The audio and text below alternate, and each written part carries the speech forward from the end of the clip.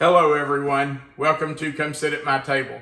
Today is Sunday, so you know we're doing another Subscriber Sunday series recipe today. This sounds like a really good main dish to me. Our recipe today comes from Raymond and Monica Leung from Las Vegas, Nevada. Now, their recipe, actually they sent two, along with a really nice card that was very complimentary of our channel, and we do appreciate that, Raymond and Monica. The recipe that they sent that I'm going to use today is for cranberry chicken. Now, when we get to this time of year, anytime in the fall, I start to think about cranberry. I love anything that has to do with cranberry, and so when I got this recipe for cranberry chicken, I just thought it was perfect for us to do this time of year. And I'm going to tell you, it's about as simple as it can possibly get. I think there are only 5 ingredients that we're going to use today. There is a 6th one that you can use as an optional ingredient that I forgot to pick up at the store. So there's very little as far as having to collect ingredients. Let's talk about what we're going to use for cranberry chicken. Of course, you're going to need chicken. Now, Raymond and Monica's recipe calls for chicken thighs. And I guess I'm going to have to make a confession here. I love chicken, but I don't like thighs. I love the wing, I love the legs. Actually, the legs are my favorite. I love the breast. I love the entire chicken except for the thighs. So, Raymond and Monica, please forgive me, but I'm swapping out the thighs for breast today. However, if you like chicken thighs, this is really a recipe for chicken thighs. So use those if you like them. Otherwise, I think it'll be okay to swap them out. Could you swap them out for like chicken legs? If you just have it on chicken legs? Yeah, I don't know why you couldn't. I mean, I think you could use any part of the chicken, but you know, we like the chicken breast, so that's what I'm using. You're also going to need a bottle of French dressing. Now, the recipe they sent doesn't specify a certain brand or a kind, so I got Ken's Country French. We love Ken's dressings. They have a Vidalia onion dressing that I think is absolutely fabulous. I could drink it through a straw. It's probably my favorite dressing to put on a salad. So when I went to get dressing, a French dressing, and I found this Country French, I decided that's what I was going to use. But the recipe just says French dressing.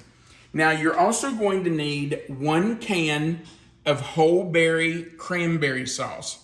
This is a 14-ounce can. I don't necessarily think you would have to use whole berry, but the recipe does call for whole berry, so why not use it? And I think the cranberry is going to give it a fabulous flavor. We also need 1 packet out of a box of onion soup mix. Now, we're not going to mix it with anything. We're not going to mix it with water or whatever. We're going to use it dry, straight out of the pack, in with our other ingredients. Then there are 2 optional ingredients. One of the optional ingredients is 1/4 teaspoon of cayenne pepper. The other one is, I think it's an 8-ounce. Yes, an 8-ounce jar of mushroom pieces. And I meant to get that because I love mushrooms, but I forgot to pick it up at the store. So if you're doing this recipe, if you're going to try this and you like mushrooms, make sure you get those. I just messed up. Okay, so the first thing we have to do is, well, we need to preheat our oven to 350, and I have already done that. Then we need to take a 9x13 baking dish and line it with aluminum foil. I am not a huge fan of aluminum foil. I don't use it often. I do occasionally. But in a recipe like this, where this cranberry sauce and dressing is going to bake on the pan, I think it's a very smart idea to line it with something to keep it from sticking. And I have shown this before, but I'm going to show you again. This is how I line a pan when I'm using aluminum foil. I turn my pan upside down. I pull out my foil to the size I want, tear it off, and I form it over the outside of the dish, just like this. And I tuck in those corners, just fold them down and tuck them in. Like that, just make them good and tight. Turn it around and do the same on the other side. Just tuck in those corners nice and tight. And then just form it around your pan really well. Now, when you turn it over, that's going to fall off. Then you can just pick it up and put it right down in your pan, and your pan is lined. Makes it very simple to get it in there. I think that's much easier than trying to push it down in there and form it around the inside of the pan. Now, this couldn't be easier. We're just going to take our chicken and put in the pan. I'm using 4 breasts, and I'll tell you why. That will give Melissa and me 2 meals. But Raymond and Monica's recipe says a pack of chicken thighs.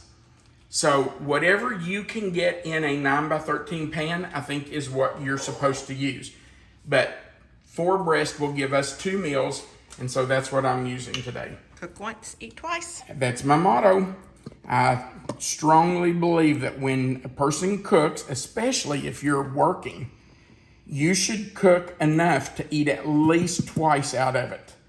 Because why not? Why go to the work of fixing something twice when you could do it one time and eat twice? And you know, when Melissa and I were still working, teaching school, now I'm going to try to get some of this out of here. When Melissa and I were working and, you know, our kids were at home, we didn't have time to come home every day after school and cook a good meal. But we wanted to feed our kids a good home-cooked meal when we could. There were evenings that, you know, we had gymnastics practice or soccer practice, basketball, whatever they were involved in at the time. And we just had to do fast food. We didn't have a choice. We just had to do it. Okay, so I put my French dressing in. Now I'm putting in my cranberry sauce, and I'm just breaking it up a little as I go. It'll make it easier to mix together if I break it up in here. I'm going to point out that we switched the cans because we already opened one, so. Yeah, we had one already opened, but here's the weird thing. When you open this can, the label's upside down.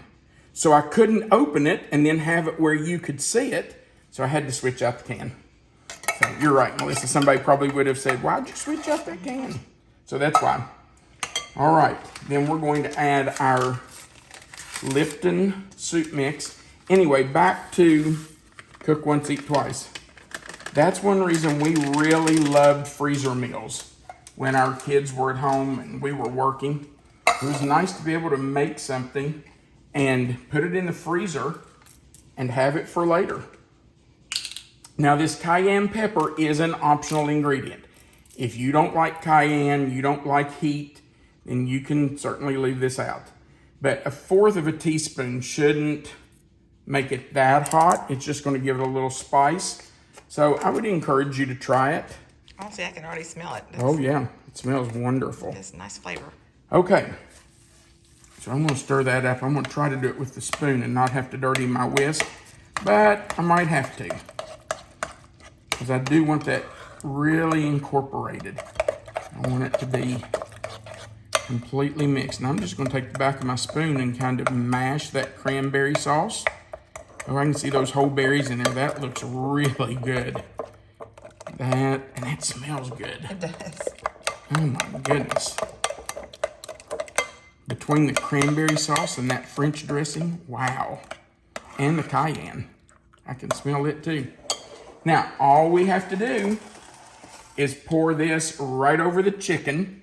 It does say to flip the chicken occasionally while it is baking. So we will do that. We will just every, I don't know, 10, 15 minutes, probably every 10 minutes, I'll go in and flip it and make sure that it's getting coated with all the dressing mixture. You know, I hate to dirty another utensil. But you're going to. But I'm going to, because I can't stand not to scrape that out. It's too much flavor and too much money to waste. So, all right. I bet this sauce is going to be great on top of this too. I bet it is. Now, the recipe does not say to cover this, so I'm not going to. I think because you're not covering it, it will help thicken the sauce. So, now I see a spot where my chicken didn't get any sauce. So I'm just gonna go right here against the side and get some of that extra and put right over it. You just wanna make sure your chicken's completely covered. Get it all over that chicken. Okay. Raymond and Monica, I want you to know that we really appreciate that you sent this in. Their letter said that this was tried and true It does say for that. many years, so. Said their friends and family love this dish. It's very tried and true, so. It smells so good already, and it's not even cooked any. Not even cooked. If you're doing thighs, it says to cook this, to bake this at 350 for 60 to 65 minutes. If you're doing chicken breast like we are, I would start with about 25 minutes and then check the internal temperature. It should register about 165 when it's completely done. So check it at about 25 minutes. It might take 30, 35 minutes. It depends on the size of your chicken breast, really. Smaller chicken breast will take less time. Larger chicken breasts like these might take just a little longer. So we're going in for 25 minutes. I'll check it with an internal thermometer, and then we will take it out or we'll add time. Melissa, what'd you You got a start little saying? spot on the side. I was going to help you, ask you to wipe it off. So On the side of what? on the outside here. Oh, on the outside? Yeah, just so it won't bake on there. Oh, I see what you're saying. It's on the aluminum foil. Oh, is it? Okay, I thought it was Yeah. on the outside of your pan. No, I'm sorry. no, no. It's Okay, on the aluminum foil. But I got it. Okay. sorry. Just trying to save the pan. It's okay. Hey, that's why we lined the pan, so it wouldn't have to be scrubbed, right? Right. All right, in we go. We haven't tasted this yet, but I'm going to tell you, this is a beautiful dish. The cranberry on this is just beautiful. Now, I did bake these for about 40 minutes. These breasts are really big chicken breasts, so it took about 40 minutes for it to come to temperature. And I did use our internal probe to check the temperature. When I took it out, it was at 167. So 165 is about right. When you take it out, you're going to want to let it rest for a few minutes, because if you cut it immediately, all the juices are going to run out and you're going to end up with dry chicken. So you do want to take it out of the pan, put it on whatever you're going to serve it on, and let it rest for 10-15 minutes. Then you can eat. This is what we're having for our meal today. It So, smells really nice. our house smells so good, it's not funny. I went in to our bedroom and came back out and I said, oh my gosh, I can smell this chicken and it smells so good. I think I'm going to take this piece right here. I'm going to start it now, but I'll finish it for dinner in a few minutes.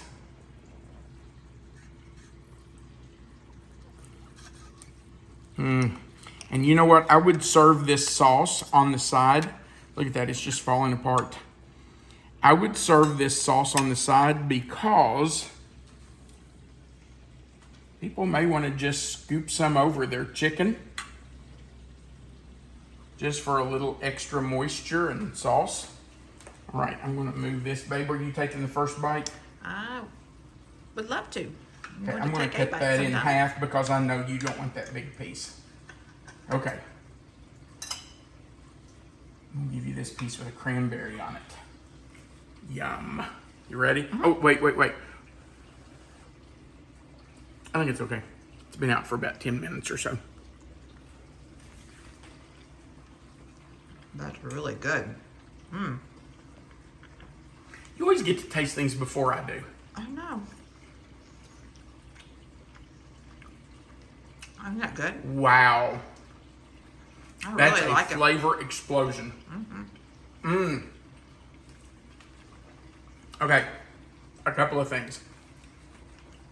The cayenne did not make it as hot as I thought it might be. There's a little bit of spice to it, but there's no heat at all. I would not consider that hot. And I get a little bit of a taste of the onion, but not overwhelming. Barely a taste of the onion. I thought it would be a little tangier than it is from the cranberry. And you can taste that cranberry.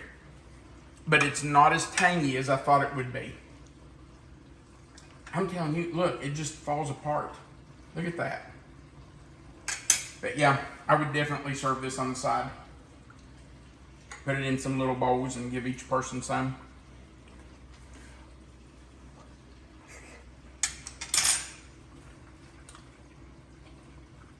That is fabulous. I can see that they've tried and tested this out, used it over and over and over. It's definitely a That recipe is that's- wonderful. This is proof that a recipe does not have to be complicated or have a ton of ingredients for it to be really good. What did we use? 5 things? And it baked for 40 minutes? It just doesn't get easier than that. So this is proof that good food can be easy, it can be quick. You know, while this is baking, you prepare a couple of sides to go with it, and you have dinner on the table. Fabulous recipe. Thinking of ways. I wonder if you could do it in a crock pot. Yeah, why not? I'm also thinking about shredding it with that sauce. That would be really good. Shred it and put it on buns. Oh, I Yeah. think there's Or a serve lot. it on a plate, shredded. Yeah, you could do that. The only thing with the crock pot is the sauce may not thicken quite as much. I don't You know. might have to cook it and let it cook low and slow. Maybe cook it on low for 6 to 8 hours. Then take the lid off and let it cook for a little while longer to thicken the sauce, or thicken it on the stove. Wow. Great flavor. Yeah, really good recipe. Thank you to Raymond and Monica from Las Vegas. We do appreciate you sending this in. If you have a tried and true recipe, now we want it to be something you've made over and over and over and you love and your family loves, you can send that to us and we'll consider using it on Subscriber Sundays.